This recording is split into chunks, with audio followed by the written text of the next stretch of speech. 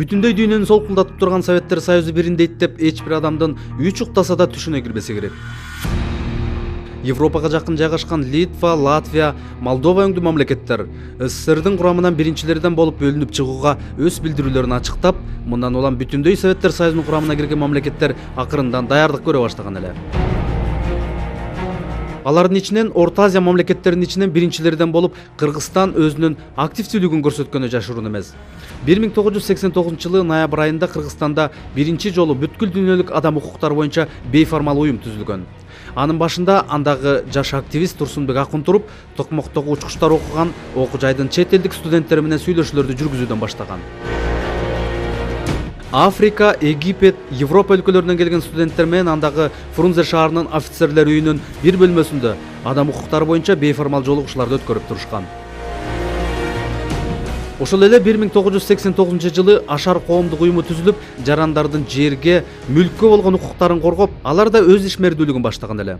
Ошентип мындан туура 25 жыл мурун адам укуктары, алардын жерге, мүлккө болгон укуктарын коргоо уюмдары бир жылда уюшулган. Укук коргоочулардын мындай аракети 70 жылдан ашык Советтер Союзунун курамында жашап келген кыргызстандыктар үчүн маанилүү окуя болгон. Советтик доордо укук коргоочулук милдетти моюнга алып, көз карандысыз эл аралык уюм негиздөө оңой олтоң иш эмес болчу.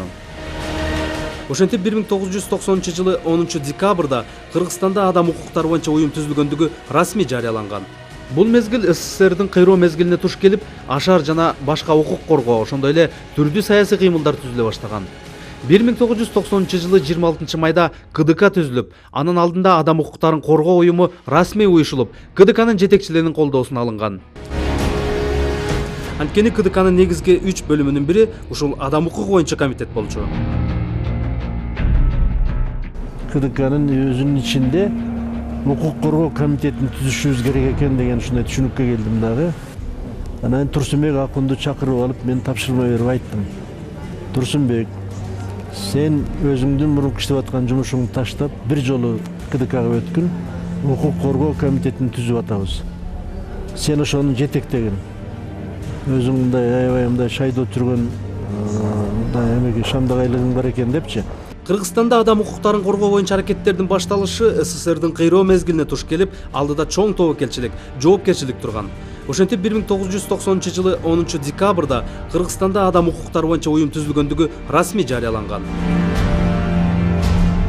Бул жылдар бир эле укук коргоочулар үчүн эмес, бүтүндөй СССР, жалпы эл үчүн оор мезгил болгон. Бирок укук коргоочулар бул сыноолордун баарын башынан өткөрүү үчүн бел байлашкан. Жаңы түзүлгөн укук коргоочулар уюмунун алдында улуу максат, чоң милдеттер турган. Элдин мүлкүнө көз артып, аны тартып алып, байып кетели деген ой такыр жок болчу. Ошол убакта бизди окутуп, бизди үйрөтүп, аркабыздан баягы каржылап турган эч ким да болгон эмес да бизге. Чет мамлекет тарабынан дагы, өзүбүздүн дагы Кыргызстан ичинен дагы. Адам укуктарын коргоочу уюм 1990-жылы болгон Ош окуясынан кийин канчалык маанилүү жана зарыл экендигин мезгил көргөзгөн. Анткени кандуу кагылышуудан бейкүнөө жазага тартылып, камалып кеткен атуулдарды бошотуу үчүн бул уюм көзгө көрүнөрлүк кадамдарга барган. Жабырлануучулардын укуктарын коргоп, жалпы коомдук кызыкчылык үчүн иштеген. 90-жылкы окуяда 11 кыргыз өлүм жазасына кеткен болчу. Ошолордун өлүм жазасын отуруу жазасына которгон бир коом түзүлгөн ошол маалда. Ошондон окуянын аңдөгүн билбей эле элдер келатат. Адам укуктары боюнча Кыргызстанда түзүлгөн уюм эл аралык деңгээлде да адам укугун коргоого өз салымын кошту. 1994-жылы 31-декабрда Чеченстанда башталган согуш бүткөнгө чейин укук коргоочу Турсунбек Акун 2 ирет аталган өлкөгө барып, адам укуктары боюнча ишмердүүлүгүн жүргүзгөн. Мындан тышкары карапайым элдин канынын төгүлүшүн токтотуу өтүнүчү менен Чеченстандын ал кездеги президенти Жохар Дудаев менен жолуккан. Биринчиден баарыңарды кыргыз элибиздин атынан сиздерге рахматыбызды айтабыз. Сиздерге рахматты саламды айтып келдим мен сиздерге. Бул жерде Казакстандан келгендер бар экен, Кыргызстандан келгендер бар экен. Сиздердин баарыңыздарга мен ыраазымын. Анткени дүйнөдөгү ар бир атуулдун укугун коргоо, адам өмүрүнүн баалуулугун сактоо укук коргоочулардын башкы максаты. Бул үчүн укук коргоочулар зарыл болгон учурда герт башын сайып, согуш таласына чейин кирип, адамдардын тең укуктуулугу үчүн күрөш жүргүзүп келишет. Укук коргоочулардын ишмердүүлүгү тажрыйбасына бара-бара коом тарабынан баа берилип, кийинчерээк атуулдарды бир эле юридикалык жактан эмес, жерге болгон, мүлккө болгон укуктарын да коргой турган уюмдар түзүлө баштады. Негизгиси жарандардын ар тараптан укуктарын теңдигин камсыз кылуу аракеттери жүрө баштады. Батирде турушкан үйсүздүк айына. Анан ошолор чыңалып отуруп, анан ошо 89-жылы жанакындай жалпы кыймылга айланып, адамдар чыгып, ушул өкмөттөн ушу жер берүүнү талап кылып, эгер үйдү камсыз кыла албасаңар, биз өзүбүз жер алып, анан үй салабыз деген ошол укук боюнча күрөшүлгөн. 1999 июль-август айларында Казакстандын талаасында террористтер менен машыгуу жүргүзүп жатат деп башкы өлкөнүн берген маалыматы менен 19 кыргызстандык бала камакка алынат. Бул маалыматтан кийин укук коргоочу Турсунбек Акун Таразга барып, эки мамлекеттин мыйзамдарын сактоо менен эл аралык укук нормалары эске алынып, бейкүнөө камалган балдар бошотулган. Жалпылап айтканда, мындай жасалган аракеттер Кыргызстандын укук коргоочулары тарабынан миң деп саналат.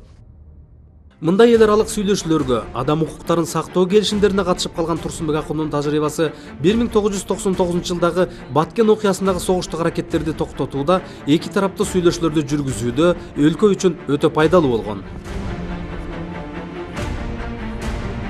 10 жылдан ашуун укук коргоочулардын ишмердүүлүгүнө баа берилип, 2002 жылдын 31 июлунда президент Аскар Акаев Кыргыз Республикасынын омбудсмени, акыйкатчы жөнүндө мыйзамга кол койгон. Бул тарыхый окуяны Кыргызстандагы укук коргоочулардын эмгегинин жемиши катары бааласа болот. Чет элдик конференцияларда чыгып сөз сүйлөп, адам укуктары боюнча кыргыз укук коргоочулары өз пикирлерин дайым билдирип жүрүшөт. Эгемендүүлүктүн жылдарында укук коргоочулар демократиялык принциптер үчүн күрөштү ийгиликтүү улантып келе жатат. Өлкөдө болуп өткөн ар бир саясий окуялардын бири да көз жаздымда калган жок. 2002 жылы кандуу Аксы окуясынын башталышынан тартып, аягына чейин бийликтин зордук зомбулугунан жабыркаган атуулардын укугун коргоп, бир топ көз карандысыз укук коргоочуларда авторитардык бийликтин кысымына туш болгону баарыбызга маалым. Бул оор учурда мамлекеттик күч түзүмдөр, укук коргоо органдары тилекке каршы элге ок чыгарып, урт тепкик алып, онго жакын энелердин көз жашы агып, наристилер ыйлады. Ондогон адамдар жарат алды. Мындай кырдаалда бийликтин түрдүү тоскоолдук кысымдарына карабастан, көз карандысыз укук коргоочулар атуулдарга болгон адилетсиздик үчүн күрөштү. Үзөңгү кууштун Кытайга сатылып кетиши тууралуу маалыматты ачыктап, нааразычылыгын билдирген ошол кездеги Жогорку Кеңештин депутаты Азимбек Бекназаров 2002 жылдын 5 январында камакка алынган. 8 январда Бишкекте укук коргоочу Турсунбек Акун башында турган Бекназаровду коргоо комитети түзүлгөн. Ошол эле жылы кыштын суук күндөрүнө карабай 10 январдан тартып ачкачылык акциялары башталган. 21 январ күнү ачкачылыктан укук коргоочу Азиз Абдырасулова ооруканага түшкөн. Февраль айында болсо саясий ачкачылык жарыялагандардын саны 600дөн ашкан. 7 февраль күнү саясий ачкачылык жарыялаган Шералы Назаркулов каза таап, коррупциялашкан адилетсиз бийликке элдин нааразычылыктары ого бетер курчуган. Биздин мамлекеттин чегаранын бүтүмдүгү боюнча мамлекеттүүлүк бар да. Бизде атайын ратификацияланган документтер бар. Чегаранын ар мамлекеттин өзүнүн чегарасы болот. О чегаранын бүтүмдүгү боюнча укук бар да. Туурабы? Вот ошол документке таяндык. Анан, конечно, биздин чегарабыз сатылып атса, башка кылып атса, анан биз туруп калабыз. Анан чегараларды коргоо боюнча комитет түздүк атайын. Ошо комитет 13 деп аны Шекем койгон, Шералы Назаркуловдун аты. Ошо комитет 13 Төлөкан кирди, мен кирдим, тиги Дырылдаев кирди, анан ким Бегиш Агматов байке төрага болду. Мен координатор болдум ошо комитеттин. Ошол комитеттин атынан анан Үзөңгүшкө барбадык. Аксы окуясы болсо, бул деген ушул жаш балдарга, жаш адамдарга милиция ок атып, ошондо 17-18 мартта 2002 жылы биз андан мурун да көп аракеттерди кылып, канча өкмөткө баарын айттык, бу туура эмес, анткени бир бутак өкмөттүн экинчи бутагына кол салбаш керек. Анткени өкмөт кол салды парламентке. Ошондон Аксы окуясы башталды. Бул кезде нааразычылык митингтеринен элдин чыныгы үнүн, демин, келечекке болгон үмүттөрүн көрүүгө болот эле. Ал тургай адилеттүүлүк, элдин жакшы турмушун эңсеген айрым атуулдар, укук коргоочулар өз өмүрүн тобокелге коюп, ачкачылык акциясынан ден соолугун жоготушкан. 25 жыл аралыгында Турсунбек Акун өз ишмердүүлүгүндө адам укуктарын коргоп жүрүп, 17 жолу административдик жоопко тартылып, 3 күндөн 18 күнгө чейин камакка алынган. 2004 жылы белгисиз адамдар тарабынан уурдалып, 15 күн дегенде табылып, үй бүлөсүнө аман эсен кайтып келген. Адам укуктары үчүн күрөшкөн Акундун мындай аракетин эч бир тоскоолдук токтото алган эмес. адам укуктарын коргоо менен ар кыл жаракаттарды алып 2005-жылкы ыңкылапта башынан жаракат алган. Бирок бийликтин бул аракети элдин, укук коргоочулардын бийик максаттарга болгон умтулуусуна чекит кое алган жок. Адилеттүүлүк издеген эл жөө жүрүш жасап, далай азаптарга туш болду. Бул кыйынчылыктардын баарында эл менен көз карандысыз укук коргоочулардан башка эч ким болгон жок.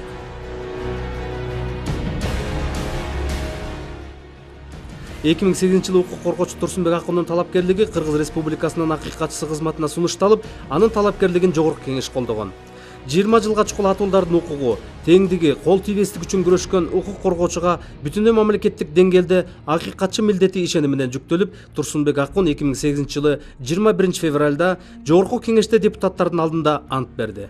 Мен Турсунбек Акун акыйкатчынын кызматына киришип жатып, өзүмдүн милдеттеримди адилет жана акынет аткарууга, конституциясынын жана мыйзамдарын сактоого, адилеттик жана өз абийиримди тутууга салтанаттуу түрдө ант беремин. 2006-жылдагы ноябрь митингинде, 2007-жылдагы элдик фронтто да укук коргоочулар атуулдардын кол тийбестиги үчүн күрөшүшкөн. Ошентип 2010-жылдагы 7 апрелдеги кандуу окуяда да укук коргоочулар бардык жагдайда туура укук баа берилишине сар эсеп салып, айрым учурда талап коюп, чоң кыйынчылыктарды эл менен жеңип келе жатат. Кыргызстандын адам укугу жолундагы тарыхына жана ошол эле Жипар Жекшеев биринчи көптөгөн адамдардын азыр атап кетсе болот аттарын. Бирок ошондо дагы мен айтат элем, бүгүнкүгө чейин алар жөн турбай жаштарга жардам бериш керек да. Парламенттик, президенттик шайлоолордо, референдумда дагы укук коргоочулар атуулдардын шайлоо укуктарын коргоп, адилеттүү шайлоо үчүн көз карандысыз байкоочу катары өз милдеттерин аткарып келишет. Көптөгөн ачык-ачык акцияларына катышып, ден соолугун курмандыкка чалган Кыргызстанда 20дан ашуун белгилүү укук коргоочу жана уюмдар бар. Өз ишмердүүлүктөрүнүн алкагында алар адам укуктары деп баштарын канжыгага байлаганы белгилүү. Өз иштеринин фанаттары болгондуктан үй бүлө, ден соолуктарын тобокелге салып, өлкөдөгү ар бир кырдаалды көз жазымда калтырбай активдүү ишмердүүлүктөрүн жүргүзүп келишет.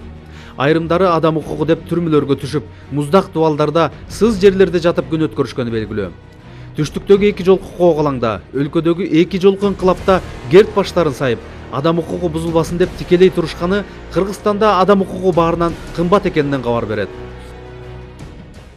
Өлкөбүздүн укук коргоочулары адамдын улутуна, жынысына, алардын чинине же кадыр баркына карабастан, дарыгерлер кандай Гиппократтык ант берсе, булар да адам укугу деген ыйык милдеттин алдында өз ишмердүүлүктөрүн так аткарып келишет. Мындан улам Орто Азия мамлекеттеринин арасында Кыргызстан адам укуктары, жерге, мүлккө болгон укуктары боюнча коргоого алынууда алдыда келет. Алардын мындан аркыда иш аракеттерине ийгилик каалап, өлкөбүздө адам укугу дайым корголсун деген жакшы тилекти кааламакчыбыз.